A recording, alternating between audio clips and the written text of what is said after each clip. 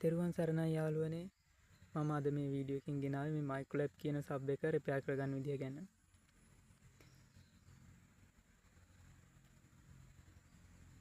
මේක කලින් රිපෙයාර් කරලා තියෙනවා කියලා තමයි කස්ටමර් කිව්වේ මට. ඒත් සතියක් දෙකක් වැඩ කරද්දී ආයෙත් පිච්චුණා කියලා තමයි අරගෙන ආවේ. මේ කරන්ට් එකට ගහපුවම යාළුවනේ මේ පවර් LED එක නිමි නිමි පත්තු වෙනවා. ඔයගොල්ලන්ට බලා ගන්න පුළුවන්.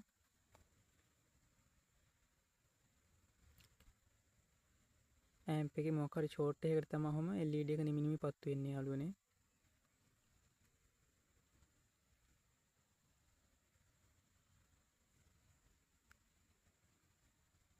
මයික්‍රොලැබ් ගොඩක් සබ් වලට ඔය ලෙඩේ එනවා. සාමාන්‍ය පොදු ලෙඩක් මේක. LED එක නිමි නිමි පත් වෙනවා. වැඩ කරන්නේ නැහැ මොකද. අපි ගලවලා බලමු මොකද්ද වෙලා තියෙන්නේ කියලා.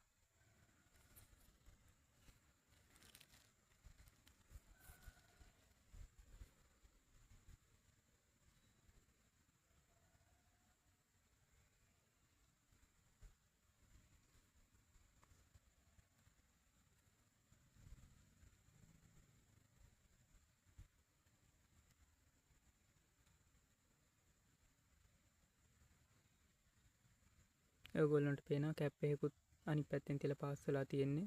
සමහර විට කකුල් දීරලා කැඩිලා ගිහින් දිගමදි නිසා අනිත් පැත්තෙන් තියලා පාස් වෙලා වෙන්න පුළුවන්. ඉක්මනට ඔක්සයිඩ් වෙනවා දැන් තියෙන ඇම්ප් බෝඩ් වල. සාමාන්‍යයෙන් බාල පාර්ට්ස් තමයි දාලා වන්නේ. ඔයගොල්ලන්ට පේනවා TDA 2030 හරි 2050 හරි IC 3ක් තමයි මේ සබ් එකට සාමාන්‍යයෙන් එන්නේ. චොපර් ට්‍රාන්ස්ෆෝමරේ හයි වෝල්ටේජ් කැප් එක මේ කැප් දෙක 12 වෝල්ට්.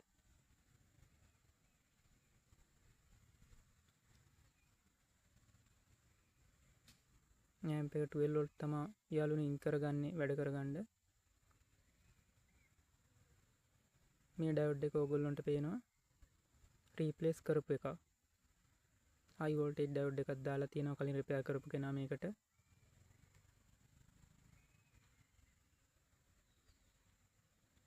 ගොඩක් දුරට යාළුවනේ ඔය ඩයෝඩ් දෙක හරි ඔය IC 3 හරි තමයි පිච්චෙන්නේ. එහෙම පිච්චුණා තමයි LED එක බ්ලින්ක් කරන්නේ ගොඩක් දුරට.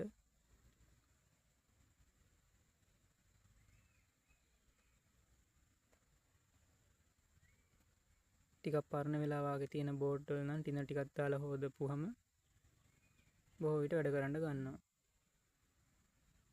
ඔක්සයිඩ් වෙලා නිසා බ්ලින්ක් කරනවා සමහර බෝඩ්. ඔයගොල්ලන්ට පේනවා මේ හයි වෝල්ටේජ් ඩයෝඩ් එක රීප්ලේස් කරපු එක හොඳ තත්ත්වයේ තියෙනවා.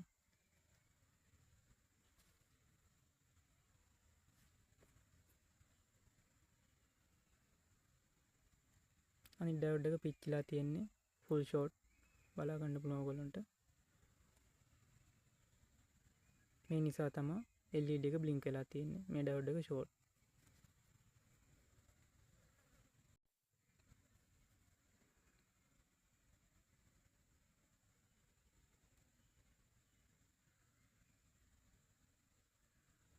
පොඩි ඇම්ප් එකක් තමයි මේ සබ් වලට එන්නේ. චූටි සද්දයක් එන්නේ යාළුවනේ. මේව පාවිච්චි කරන කට්ටිය.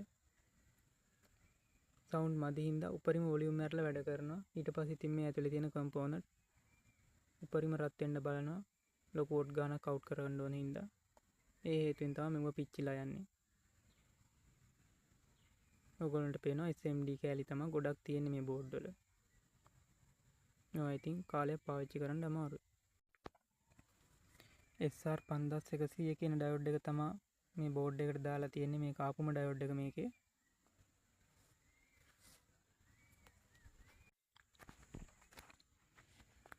මම Sony TV එකකින් ගලවගත්තු ඩයෝඩ් එකක් තියෙනවා යාළුවනේ. RU4 කියන ඩයෝඩ් එක. Sony TV වල ෆ්ලයිබැක් එකට +B වෝල්ටේජ් එක අවුට් කරන්න මේ ඩයෝඩ් එක හරහා තමයි යන්නේ. චොපර් ට්‍රාන්ස්ෆෝමරේ.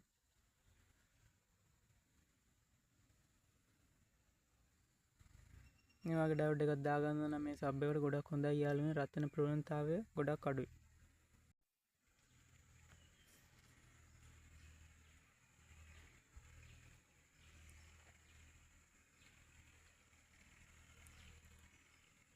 මේ ඩයෝඩ් එකේ ගොඩක් යාළුවනේ කකුල් හයියයි. ඒක නිසා මම මේ පැත්තෙන් තියලා සිදුරු දෙකට හරියන ගානට කකුල් දෙක හදා ගන්නවා.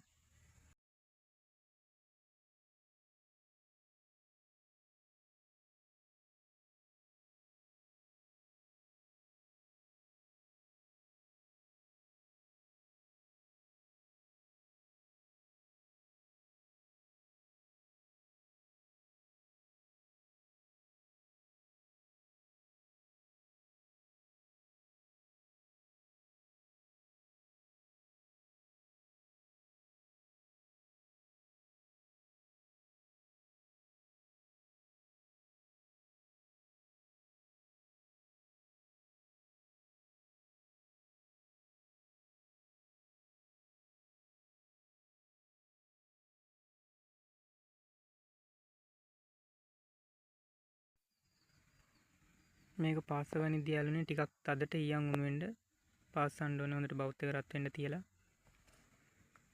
නැත්නම් මේ ඊයන් ඩොට් ඉක්මනට බුරුල් වෙන්න බලනවා. මේ තැන් ටික වැඩිපුර රත් වෙන නිසා වැඩ කරද්දී හොඳට ඊයන් ටිකක් තියාගන්න ඕනේ.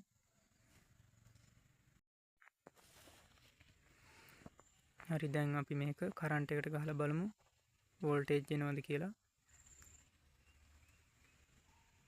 කන්ඩෙන්සර් දෙකට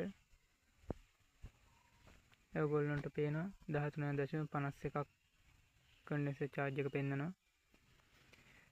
මේ කන්ඩෙන්සර් දෙකකින් තමයි යාළුවනේ පවර් සප්ලයි හැදිලා තියෙන්නේ. ඍණ වෝල්ට් 12කුයි ධන වෝල්ට් 12කුයි ග්‍රවුන්ඩ් ලයින් එකකුයි තමයි ඇම්ප් එකට වෝල්ටේජ් සප්ලයි කරන්නේ. පවර් සප්ලයි එක පිච්චිලා තිබ්බොත් පොඩි ට්‍රාන්ස්ෆෝමර් එකක් දාලා 12 වෝල්ට් 1 ඇම්පියර් වාගේ රෙක්ටිෆයර් එකක් දාලා කන්ඩෙන්සර් දෙකක් දාලා වෙනම හදලා ගන්නත් පුළුවන්. පවර් සප්ලයි කොටස මේකේ අයින් කරලා ඔයගොල්ලන්ට පේනවා මේකේ LED එක පත් වෙනවා දැන්. ඒ කියන්නේ සබ් එක වැඩ කරනවා. එහෙනම් යාළුවනේ මේ ටික තමයි මට ඔයගොල්ලන්ට මේ වීඩියෝ එකෙන් කියලා දෙන්න ඕනේ. නැවත වීඩියෝ එකකින් හම්බ වෙනකන් සුබ දවසක් ඔයගොල්ලන්ට. තෙරුවන් සරණයි.